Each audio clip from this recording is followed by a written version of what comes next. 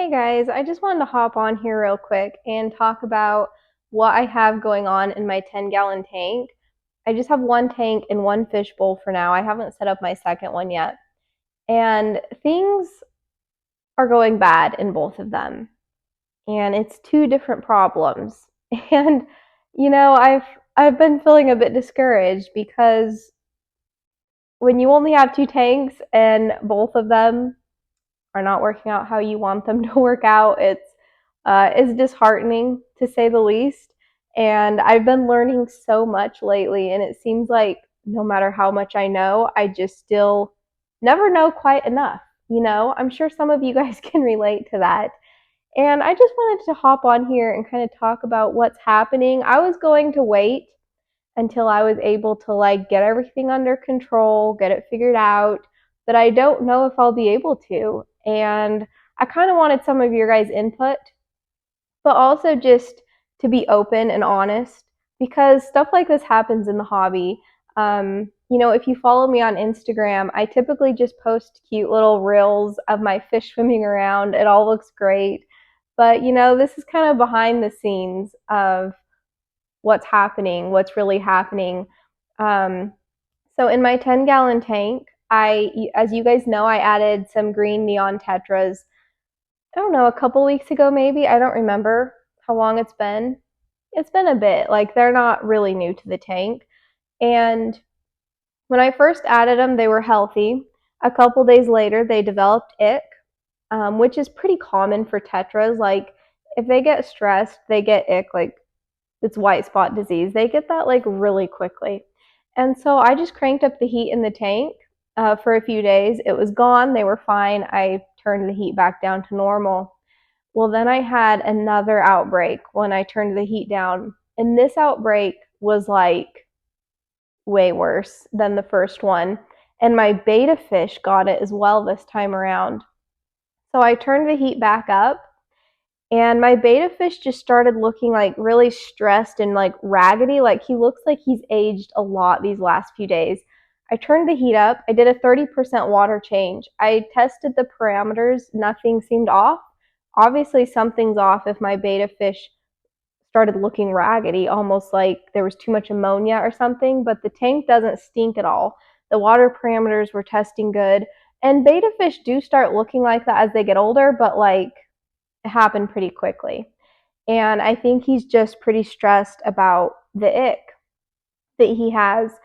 And so I've cranked the heat up to no avail. So after a couple days of having the heat up and them still acting really stressed, I went and bought medication.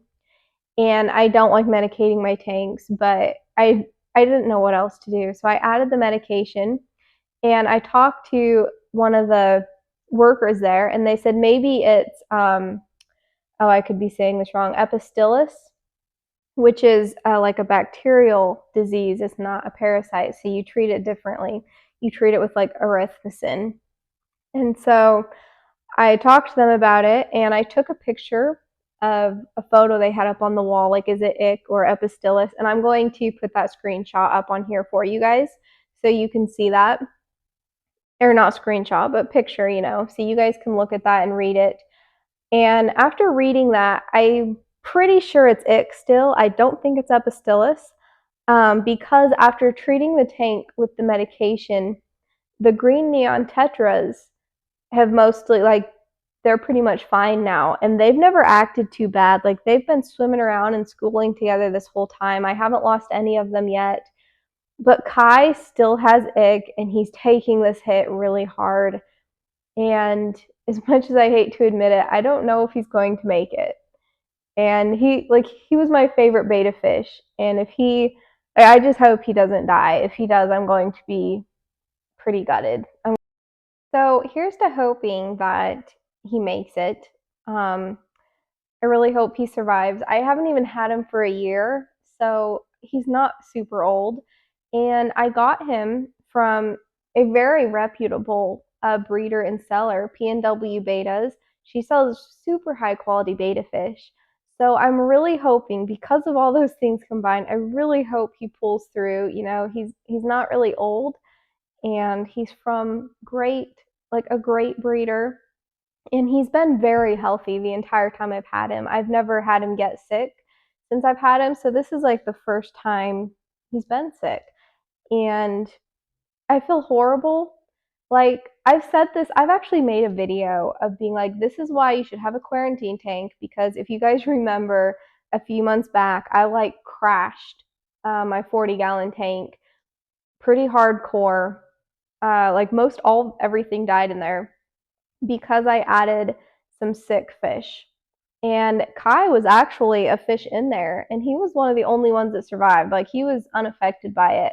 So I'm kind of shocked that he's like taking this so hard, which then it's like it's starting to make me question like, okay, is this ick or is it epistilis? Hopefully I'm saying that right. I'll look back at the picture and be like, oh, I was saying that wrong. But you guys see in the picture, you know how it's spelled. So it's because if you turn the heat up, if it's not ick, if it's epistilis, and you turn the heat up, it actually makes it worse. And he has gotten worse since I turned the heat up. There's less oxygen in the tank now. He's having to swim up to the surface every little bit to get some oxygen. Once again, everything else in the tank acts fine. But that's happening. And I'll show you the tank here in a bit, but I had mentioned that my 2-gallon bowl that I have is also not doing the greatest, and I have no idea what's going on with that. I tested the parameters, it seems to be doing good, so I just did a 50% water change on it.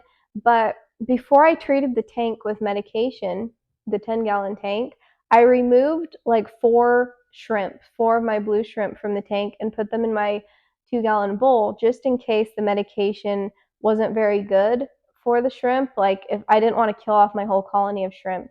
So I pulled out like a buried female and maybe a couple males and another female and put them in my 2-gallon tank. And yesterday I found a dead shrimp in the 2-gallon bowl, and the other shrimp were acting very sluggish.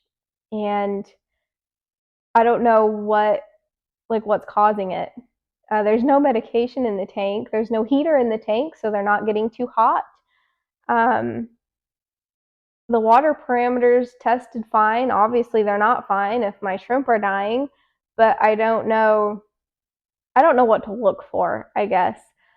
So my shrimp are fine in my 10-gallon tank. They're doing just fine, even though it's like way too hot in there for them. And then the shrimp that I pulled out and put in the 2-gallon bowl are not doing fine. I don't know if they'll pull through, if they'll die. I don't even know what's causing it. So I just, I did a 50% water change and added some water conditioner, and I hope that helps. I'm not really sure what's going on, but like that's kind of what I was getting at, where it's like no matter how much you learn, you still just don't know quite enough to prevent everything. Like stuff still happens, and it doesn't discourage me from learning. I'm still learning a lot, but it's just kind of crazy. So I will show you my 10-gallon tank, and then I will show you my 2-gallon bowl, because other than the shrimp dying, the one shrimp, the 2-gallon bowl is doing great. It's getting new growth. Plants are developing nicely. The 10-gallon tank looks a little bit of a mess because the medication I added was blue. And I will show you guys the medication I added. I don't remember what it was called, so I will just show you guys when I show you the tank. But yeah, let's get started. I'll show you those and you guys can see what's going on. Here is my 10-gallon tank, and I just turned the filter, like I just unplugged the sponge filter just barely, just so that it wouldn't be so loud. As you can see, here's the tetras, and my camera's not wanting to focus, but they're not covered, like they don't have hardly any ick. Well, they might not have any on them now. I was looking at them today and I couldn't spot any white spots on them at all. They actually are acting healthy. They've been eating well this entire time. But as you can see, Kai, he's struggling. I feel so bad for him. You can see like the white spots on his body, the little tiny white dots. You can see his fins are raggedy, almost like fin rot. Like I said, I did a water change in case the water quality isn't good enough. Everything else in here is doing great, and the water parameters, nothing weird. There was nothing weird that popped up in them, but he's not doing good. And he has less white spots on him than he used to, so that's why I think it is ick. And then let me show you guys. This is what I put in the tank. Let's see, let's get it to focus. I'm just gonna set this down. There we go. So I put that in there, and it kind of stained the silicone blue. I had to remove this line from the sponge filter because the sponge filter was just sucking all the medication out. Like, the water would turn blue, and like 30 minutes later it was crystal clear again. I did not realize that sponge filters were that effective. So I just took the line out of the sponge filter and just had it, hanging down here so that I could still have some aeration. I know it would be better if I had like a bubbler on the end of that, but I don't have one, so I'm just making do. Here you can see Kai up close. I feel so bad for him. Like, his ick has gotten better, but it's not gone completely away.